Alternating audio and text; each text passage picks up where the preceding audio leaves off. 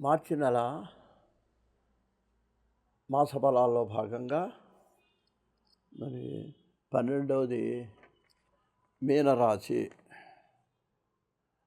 పూర్వభద్ర 4వ పాదం, ఉత్తరాభద్ర 1, 2, 3, 4, రేవతి 1, 2, 3, 4, మొత్తం 9.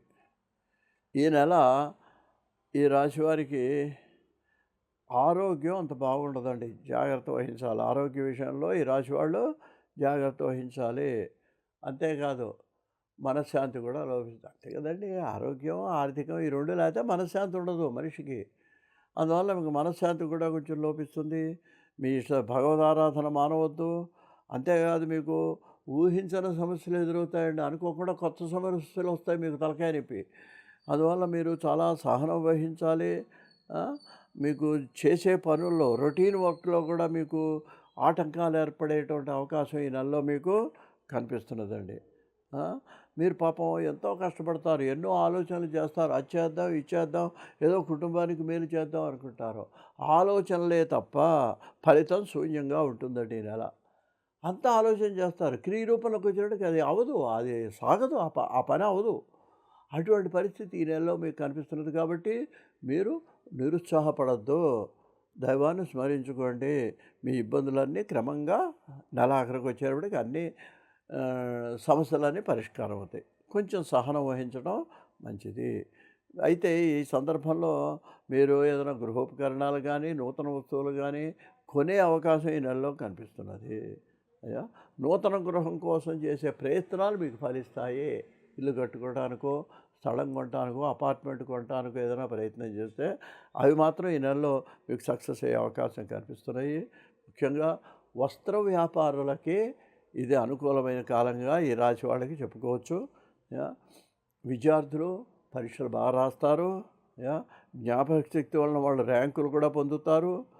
ఉద్యోగాలు కూడా పొందే అవకాశం ఉంది. అయితే ఉద్యోగస్తులకు మాత్రం ట్రాన్స్ఫర్లు, స్థానచలనం జరిగే అవకాశం కనిపిస్తున్నది. దానివల్ల గృహాలు మారవచ్చు. సంయమనం పాటించకపోతే బంధుమిత్రులతో కలహాలు వచ్చే అవకాశం ఈ నెలలో ఈ రాశి వాళ్ళకి కనిపిస్తున్నది. సహనం వహించాలి. ఆధ్యాత్మిక కార్యక్రమాల్లో పాల్గొంటారు. ఒక విధంగా అది మీకు మంచిది. ఆధ్యాత్మిక కార్యక్రమాలు ఏంటంటే సహనం వస్తుంది, కోపం తగ్గుతుంది. ఆధ్యాత్మిక కార్యక్రమాల్లో మీరు పాల్గొంటారు.